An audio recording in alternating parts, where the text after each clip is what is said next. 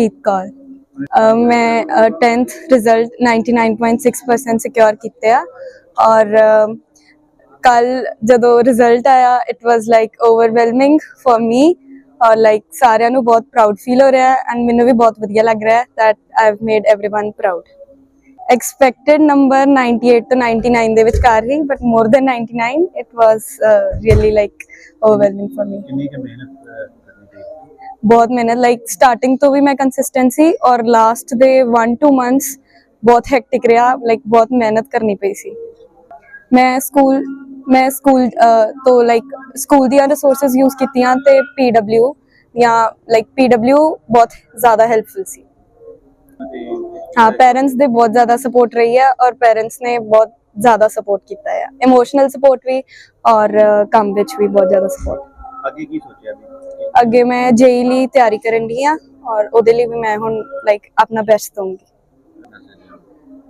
ਦੂਜਿਆਂ ਬੱਚਿਆਂ ਨੂੰ ਮੈਂ ਇਹ ਕਹਿਣਾ ਚਾਹੂੰਗੀ work hard and it will be fruitful like ਤੁਸੀਂ ਮਿਹਨਤ ਕਰੋਗੇ और ਉਹਦਾ फल ਜ਼ਰੂਰ ਮਿਲੇਗਾ।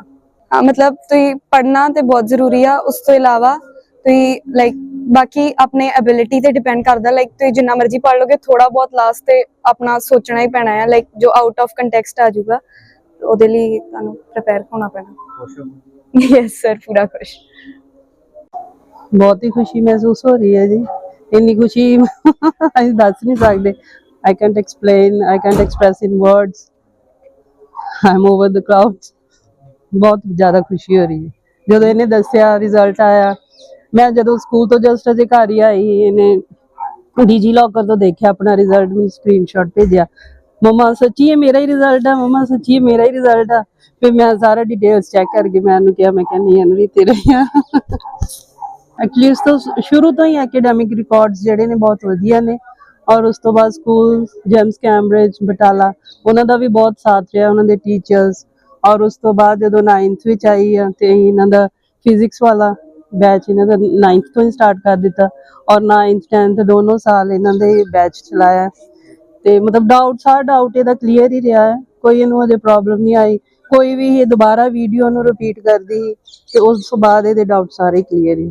ਸ਼ੁਰੂ ਤੋਂ ਐਕਚੁਅਲੀ ਇਹਨੇ ਕਦੀ ਪ੍ਰੋਬਲਮ ਨਹੀਂ ਕੋਈ ਕ੍ਰੀਏਟ ਕੀਤੀ, ਹਮੇਸ਼ਾ ਮਤਲਬ ਜੋ ਵੀ ਰਿਕਾਰਡ ਆ ਨਰਸਰੀ ਤੋਂ ਲੈ ਕੇ ਹੁਣ ਤੱਕ ਇੱਕ ਤੇ ਰਾਈਟਿੰਗ ਵੀ ਬਹੁਤ ਵਧੀਆ। ਉਸ ਤੋਂ ਬਾਅਦ ਹਰ ਮਤਲਬ ਇਹਨੂੰ ਸ਼ੌਂਕ ਹੀ ਕਿ ਪੜ੍ਹਾਉਣ ਦਾ। ਇਹਨੇ ਰੂਮ ਦੇ ਵਿੱਚ ਵਾਈਟ ਬੋਰਡ ਲੱਗਿਆ ਆ, ਇਹਨੇ ਪਹਿਲਾਂ ਪੜ੍ਹਨਾ ਆ ਫਿਰ ਉਹ ਪੜ੍ਹਾਉਣਾ ਆ ਤੇ ਫਿਰ ਉਸ ਤੋਂ ਬਾਅਦ ਇਹਨੂੰ बिल्कुल सारा क्लीयर हो जाता।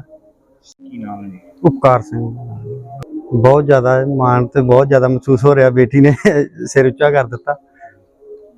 नहीं मुश्किल तो कोई नहीं आई, मुश्किल तो सगों ना ही इन्हें कभी कोई नहीं प्रॉब्लम इनू कभी आई, ना ही इन्हें कोई सानू दसिया। असीं सगों इनू कहते रहे भी दस कोई प्रॉब्लम कोई, पर बहुत पढ़ती रही है। स्कूल वालियां दा जां तो ऑनलाइन क्लासिस लईआं ने सब कुछ उन्होंने को करती रही, जो भी डाउट क्लीयर कर देंदी रही। बाकी मदर भी है वो भी करते रहे, जोड़ा कोई प्रॉब्लम नहीं कितने कोई अड़ जाती रही है फिर वो भी हल हो जाती रही। तो इन्ना तो हैगा ही भी 95-6 तो अबव ही होंगे नंबर। इन्ना सानू इत्ते यकीन ही करूगी, ये नहीं पता भी टॉप करूगी, पर यह भी सानू मतलब अंदरों फील होंदा ही भी किसी ना किसी पोजीशन ते जरूर आऊगी। जिन्नी मेहनत करती है, बहुत मेहनत मतलब बहुत ज़्यादा ही मेहनत असीं दस भी नहीं सकते भी कितनी मेहनत करती रही है। नहीं मेरियां दो बेटियां और दूजी बेटी है तो इहो जी कोई गल नहीं हैगी। बहुत कुड़ियां दा अजकल तुहानूं पता ही है, बस इत्थे दस्सण दी लोड़ नहीं है। कुड़ियां मुंडे ते कोई फर्क नहीं रह गया, कुड़ियां सगों अगे ही है। मैनूं लगदा भी पेरेंट्स दे नाल उन्हां दा सिर उच्चा कर लई जां उन्हां दे नाल हत्थ वटाउण लई कोई काम कर लई, कुड़ियां बिल्कुल मुंडियां तो ज़्यादा साथ दे रही हैं। पेरेंट्स बच्चों का भी बच्चियां नूं वध तो वध पढ़ाओ, कोई इन्हां ते प्रैशर ना रखो भी तू आ ही कर दियां आ ही कर। हुण असीं इहनूं आप ही कहा भी दस जो तैनूं ठीक लगदा। हुण 10वीं तो बाद असीं नहीं इहनूं कहा भी तू आ पढ़ जां पढ़, पुछया इहनूं इहने कहा भी मैं इंजीनियरिंग करनी है। कहा ठीक है। मैनूं भी इहो ही आ भी सारे बच्चों नूं जो भी जिहड़ी कैपेबिलिटी हैगी, जो स्पोर्ट्समैन चंगा है, जो पढ़ सकदा चंगा, उधरले पासे लैके जाओ। मेरा नाम ऋतिक मिश्रा है और मैं मैथ्स पढ़ाता हूँ बच्चों को ऑनलाइन PW के माध्यम से। PW हमारी एक संस्था है जहाँ पर हम लोग बच्चों को ऑनलाइन पढ़ाते हैं। भारत में हर बच्चा लगभग इस जगह पे PW से पढ़ रहा होता है। तो अनुरुद्ध भी उसी में से एक बैच में से पढ़ी है। क्लास 10th का हमारे जो बैच का नाम है वो उड़ान बैच था। तो हाँ, बहुत बहुत बहुत ज्यादा खुशी हो रही है।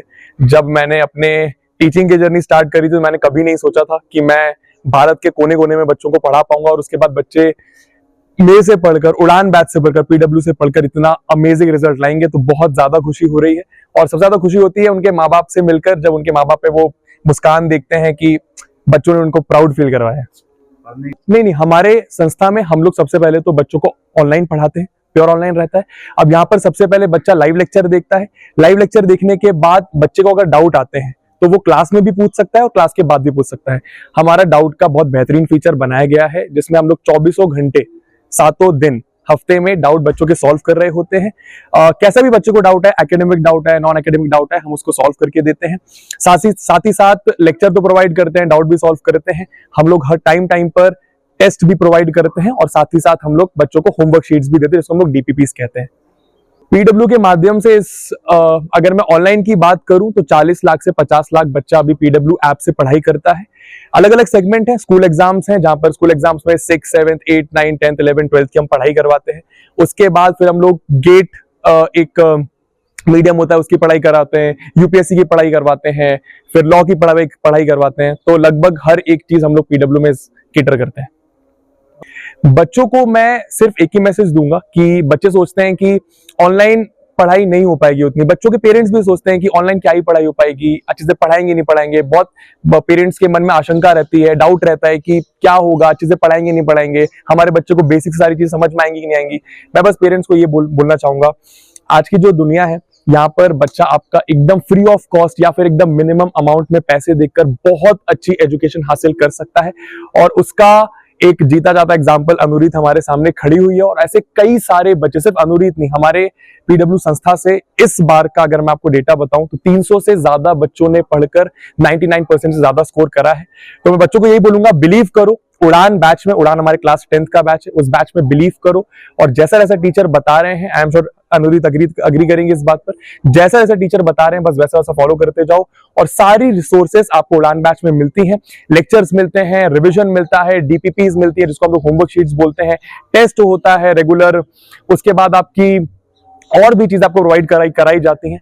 लास्ट मोमेंट पर 1-1.5 महीने पहले एग्जाम के हम लोग बच्चों के लंबे लंबे लेक्चर्स भी लेते हैं, सो दैट बच्चों को एक कॉन्फिडेंस रहे कि भाई हमारा टीचर हमें सिर्फ सिलेबस कंप्लीट करवा के नहीं दे रहा, हमारे साथ लास्ट तक बना हुआ है। वो बच्चों को कॉन्फिडेंस बूस्ट करने में बहुत मदद करता है।